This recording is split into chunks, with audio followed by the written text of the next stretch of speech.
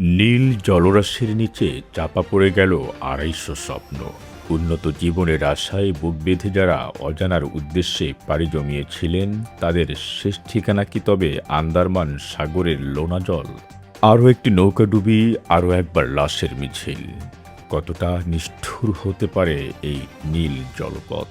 আন্দারমান সাগরে প্রায় ২৫০ যাত্রী নিয়ে একটি নৌকাডুবির খবর বিশ্ব বিবেককে নাড়িয়ে দিয়েছে।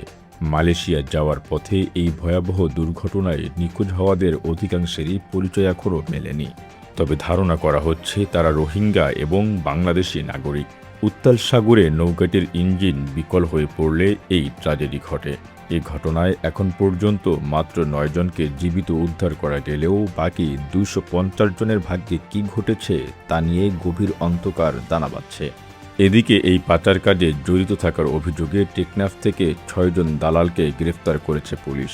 প্রশ্ন উঠছে, কেন বারবার সতর্ক করার পরেও জীবনের ঝুঁকি নিয়ে এই মরণযাত্রায় নামছে সাধারণ মানুষ? দালালদের প্রলোভন নাকি পিছনের দারিদ্র্য? দায়ী আসলে কে? উদ্ধার হওয়া ৯ জনের কান্নায় আজ ভারী হয়ে আছে আকাশ।